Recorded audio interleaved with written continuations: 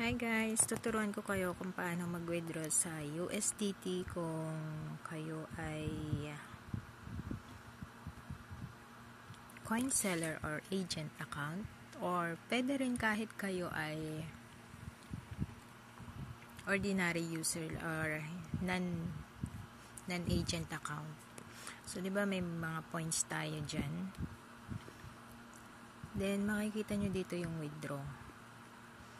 Tapos, select nyo dyan yung USDT.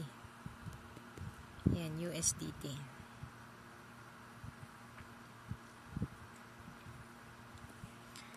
Pero, bago tayo pumunta dyan, kailangan i-copy natin yung USDT address natin sa top up. Punta tayo ng coin trading. Then, click natin yung top up. Select natin ang USDT. Copy natin to. Balik tayo sa ating withdraw. Points, withdraw, USDT, view. Tapos dito, copy, paste, long press. Makita nyo dyan yung paste. Then, submit. So, pag nag-withdraw na kayo, automatic na yan siya na papasok doon sa coin trading. Ang rate niya is yung $10 is equivalent to 97,500 something. Pag hindi naman kayo agent, punta lang kayo sa coins. Then, click nyo yung top up. Then, select nyo yung USDT.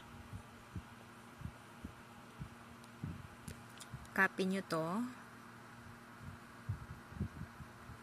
Copy yan. Tapos, ganun din yung procedure.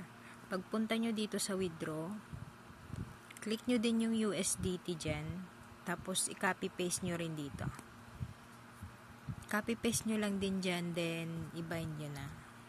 So, yun lang para di na kayo mahirapan na magpa-RC or ano pa ng USDT. Kasi pagkagamit kayo ng USDT app, meron siyang charge na $1 per transaction. So, it's better na i-convert nyo na yung points nyo into coin trading. Coins nyo sa coin trading, which is, I think, mas nakakatipid. So, yun lang. Then, the disclaimer, para lang sa mga hindi pa marunong to.